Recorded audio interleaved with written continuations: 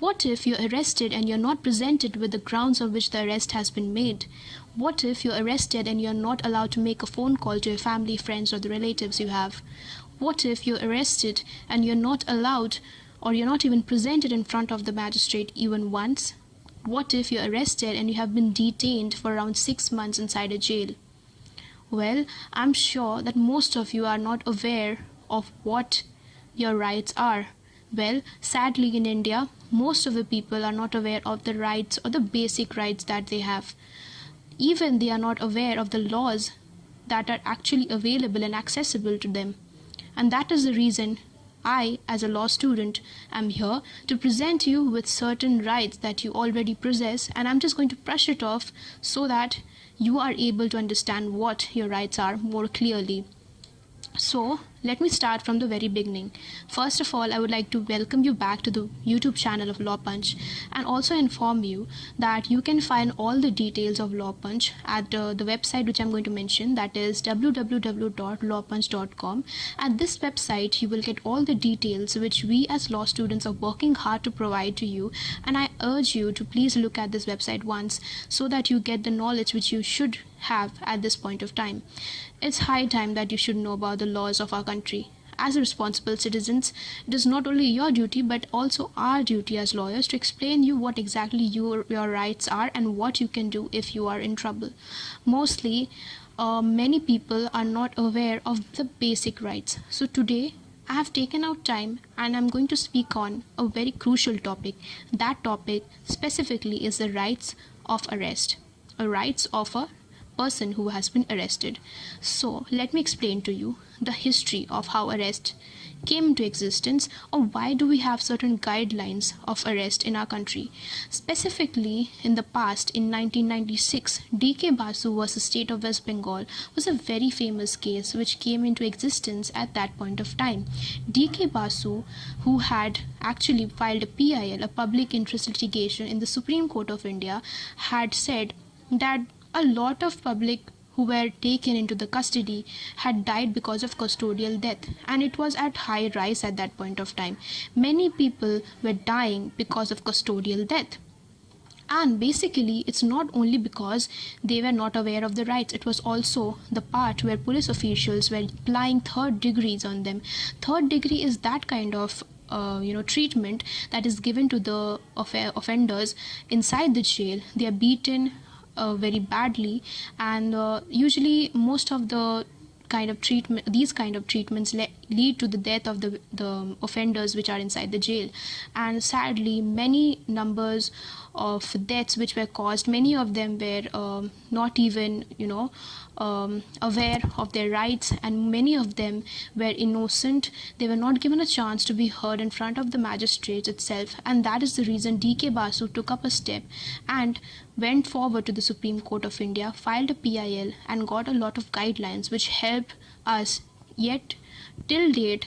And many of the police officials follow these steps, firstly to arrest any citizens of India, and in case they fail to do so, they are alleged with the fact that they have taken someone in wrongful custody and wrongful detention, and whereas any official does that, that official is given a 6 months imprisonment. So let's get started with the sections and the articles of the Constitution which provides you with the rights once you're arrested by the police officials. So let's get started. Firstly, I would like to inform you that in the previous class I had explained to you that why the criminal manual is so important for us. Firstly, the criminal manual has 3 portions, that is the Code of Criminal Procedure, we have the Indian Penal Code, and also the Indian Evidence Act. Specifically, all these 3 laws go systematically so that there is a better justice that is provided to you all. And specifically, the first part is the procedural law, where the police officials follow the procedures of arrest under certain sections that are mentioned over here. So I would like to jump into the book and I would stress on the sections which are of arrest. So if you can come to page 52 of this particular manual, you will get to see chapter 5, which deals with the arrest of persons. And to be more clear and not sound much vague about what I'm speaking, I will go ahead and read the section this instant. So in section 41, we come to the fact where police officials may arrest you without warrant. And I would just like to read it.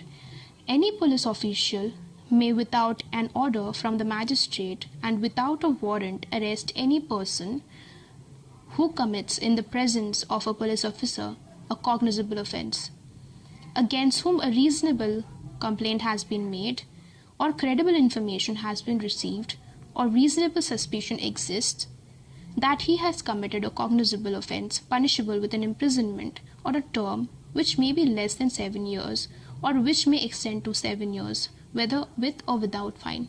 Now, to be understood carefully that there are two kinds of offenses. We have cognizable as well as non-cognizable offenses. So here it specifically mentioned that a police official can arrest you without warrant if you are doing or committing any sort of offense which is cognizable. A cognizable offense is an offense which is a very drastic offense, something which is heinous, and something which is like rape, which is like a murder.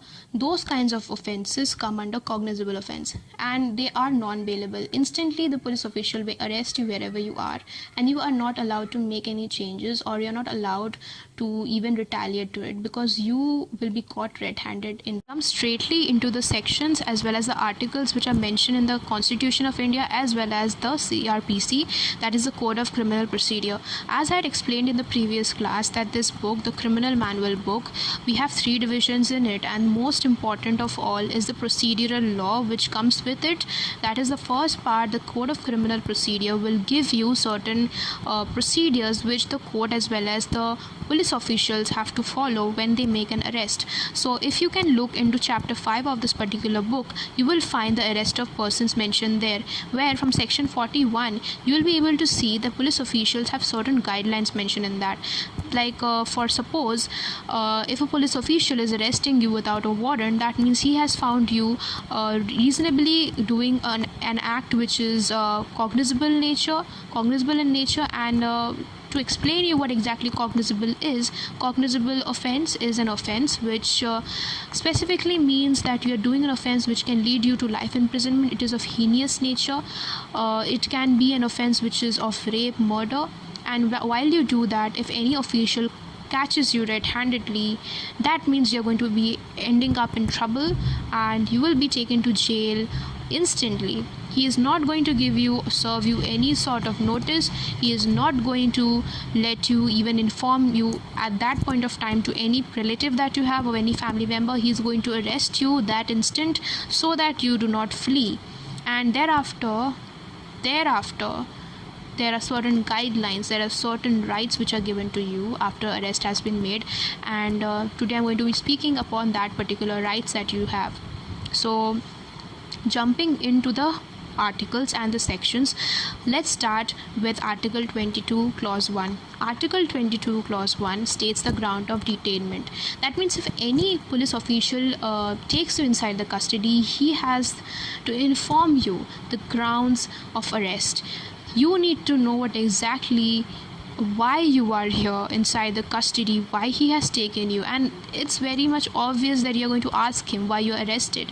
And on that point, after listening to that question, instantly the police official has to inform you about the grounds of arrest and present you with a memo which will contain the details of the name, the police official who is arresting you, as well as what the offenses you have committed, and the sections should be mentioned there, of course, and also the ground of arrest.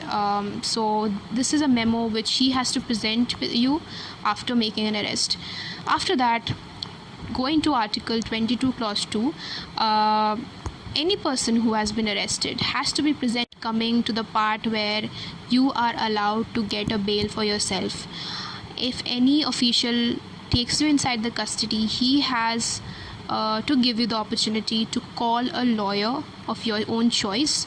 After giving you the chance of calling a lawyer, he has to allow you to get a bail by allowing sureties to come inside the jail and also pay the amount of bail and get you out of the jail. So this is another guideline which the police officials usually have to follow. Also, the fact that you need to keep in mind that whenever a police official is arresting you, he has to firstly present you with a memo, allow you to make a phone call at your home or any relative of your own choice. Also, that there has to be a memo which I mentioned, that has to be signed by either of the relatives that you have or the family members, or the member of a locality where you stay in. That could be any member who is eligible to sign that, and also it has to be countersigned by you. In case you are arrested, that means arrestee has to countersign that memorandum, that one memo. After that, coming to Section 20, Article 22, Clause 1, which specifically states that you are allowed to get a lawyer of your choice. That means if in case you are ever detained, you can make a phone call or you can choose a lawyer of your choice. And any person who is not eligible to pay for a lawyer, legal aid services, free legal aid services are provided to him, and he has a right to opt to choose such lawyer who is provided by the government itself. He does not have to really pay for that. He has the right to get a lawyer, and specifically stressing on the justice part, not the part where you have to allow monetary expenses come in the way of justice. That is not going to happen in legal system. That is the reason we have legal aid services, and that are also free.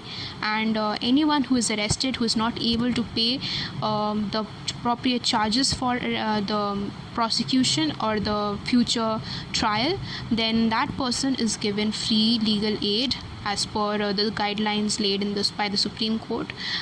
So whenever you are in trouble, do not forget to make a call to your lawyer, and also allow him to get you out by getting a bail, or also you can make or also you can get a free lawyer of any choice that you have, or you can get a legal aid service that is free of cost.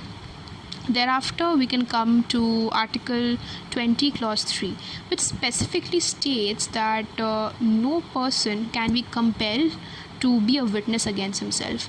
And many police officials over the time have usually forced or coerced the offenders to actually speak against themselves, and sometimes they even tend to force them to that level that they usually end up giving statements that actually incriminate them. And this is one step which no one can take. No one can force you, whether it's a police official or whether it's anyone. No one can actually do that. So coming to that point, I would like to explain to you a very important article, Article 358. Article 358 states that if any person is wrongfully detained inside a police custody by a police official, and if ever that person finds out that the person has been arrested on the grounds which are wrongful against him, the sections which are applied to him was obviously wrong, he will be given a compensation based on this particular article. So if ever in case you are arrested and you find out that the grounds against you are actually not correct, then you can obviously opt for this particular article and ask compensation from the police officials. After that, let's go to Section 41A, which it is itself stated in the criminal manual, in the Code of Criminal Procedure, that a notice has to be given to anyone who is committing an offense which is of cognizable nature. The police official will mention in that notice the time and date where he has to meet that police official based on the offense that he has committed, and after seeing that notice, that is a legal notice, he has to present himself before the magistrate on the particular date and time prescribed by the police official. So this is a part which I'm explaining to you, which is very important. And also the fact that anyone who arrests you, he has to make a legal arrest. He cannot detain you just like that. They have to give you a memo which actually states the grounds of arrest, and also has to allow you certain rights, has to explain to you the rights which you have as a citizen of India. And why am I explaining you all these things is because many times when you get inside a police station, you do not know what your rights are. These are the rights that you have to follow. These are the rights that is given to you after the guidelines were stated by the Supreme Court of India in 1996. There were a lot of guidelines, and there were approximately 11 guidelines which had to be followed by the police station, by the police officials while they arrest you. And in case ever a police official does not do that, please keep this in mind, that these are the guidelines which you as an individual has to follow after you have been arrested. So there are a lot more things which I would like to explain to you. Firstly, in section 41B, whenever a police official is arresting you, he has to be very clear of his identification. He has to make sure that you are able to see that he is a police official, and he has the right to do with providing you the grounds of offenses, and also that he should have a badge. He should have everything that is visible and clear enough to understand that he is a police official and he is arresting you. Thereafter, he has to present you with the cash memo.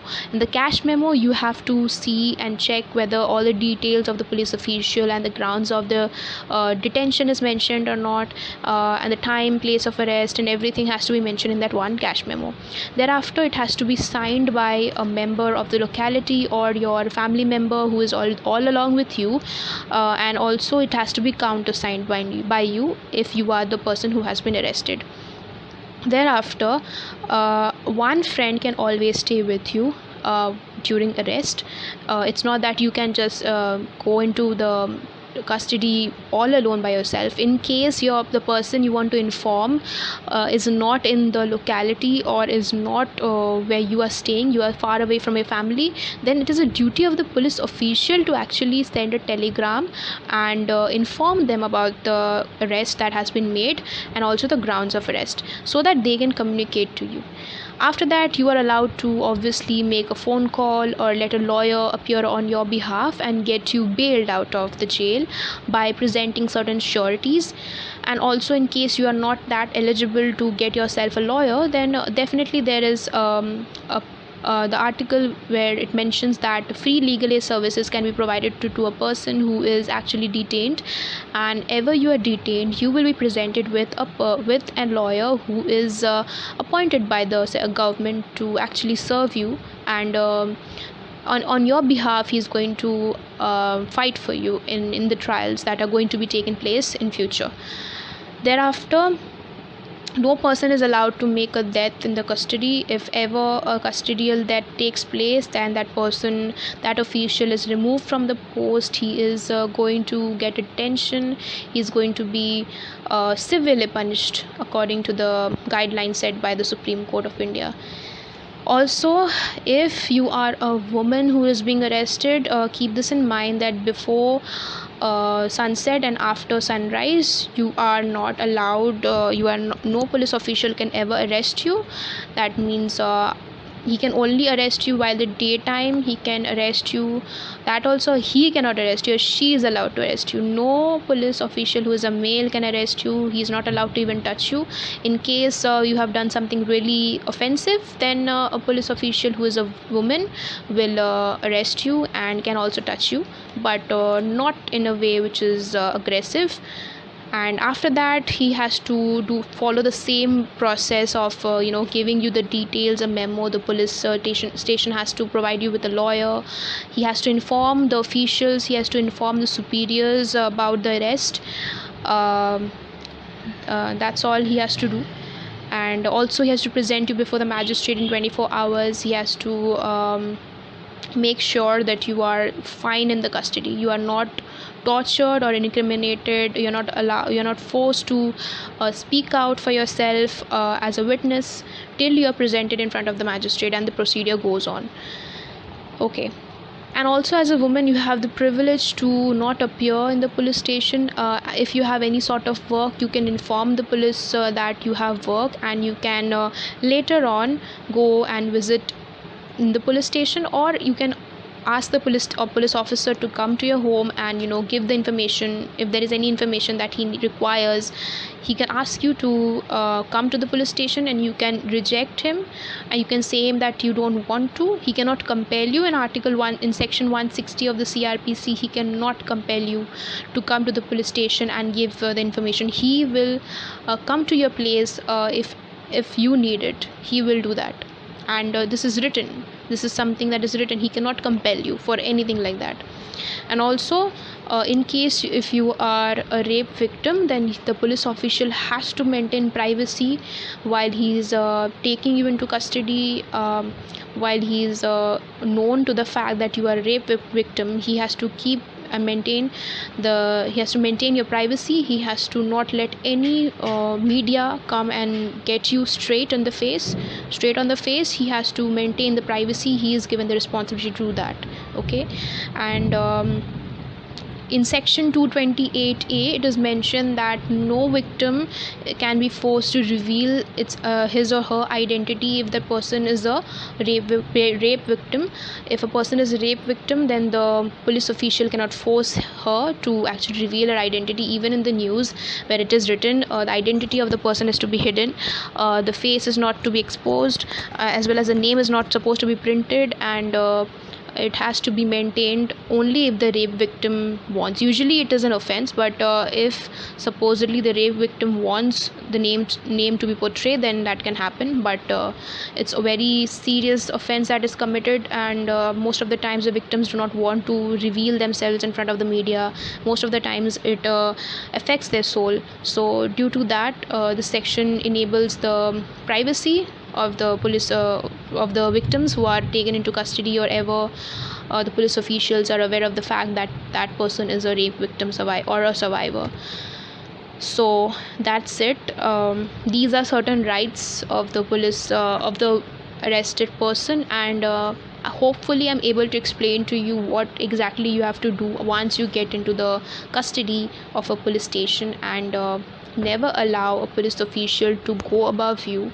Always have patience and follow the guidelines that are mentioned here, and also do as follows. Do not try to be aggressive. Do not be patient whenever you go to a police station, and also follow the guidelines, like getting a cash memo, getting a lawyer, informing your relative, presentation of yourself in front of the magistrate in 24 hours. All these steps are very important. And also, if in case your family member is not present, that the police official has to send a telegram and inform your family about your arrest. Everything has to be done accordingly. These are the specific grounds, these are specific guidelines that has to be followed by the police official and also by you. So, and as a woman, I said that there are also separate guidelines for them. No one can be arrested after sunset and before sunrise. It can only be happen while it is daytime, and also by a police who's a lady. A lady police can touch you while arrest and take you to the respective police station, present you, and you have certain benefits of being a woman. That's a different story altogether, but these are the guidelines which has to be followed. And do not forget that these guidelines have been laid by the famous case D.K. Basu versus State of West Bengal in 1996. And you can definitely go ahead and check out PDFs, and a lot of case briefs are mentioned in the Google itself, where you can check out the guidelines and see if in case ever you're arrested, then what are the procedures that are followed while you are getting arrested. So I hope I was able to make myself clear in this one session, and I was able to explain to you what your rights are. So that's it for today, and see you for the next session. And also do not forget to like, comment, share, and subscribe this channel. If you like this channel, do share it, because as a law student, as a volunteer, I'm working very hard to bring out certain topics which are important for you to know. And I hope that you will definitely go ahead and comment below and ask any topic which you want. I would definitely speak on that, and I'll make sure that I'm able to reach you out more clearly in a more advanced way. And thank you so much for paying attention. And also do not forget to actually follow our Instagram page, that is on Instagram, that is as LawPanch, and also we are also available on LinkedIn. Right now we are organizing a quiz, a first national quiz that is going to be online. So I request you all to take part in it, and it is free of cost. For that, you just need to go to the website which I mentioned in the beginning, or you can come to the Instagram page of this particular website, and that is LawPanch, and check out the details for yourself. So thank you so much, and let's see you. I'll see you for the next class, and I'm making sure that I'll fill you with as much as information I can. So see you. Bye.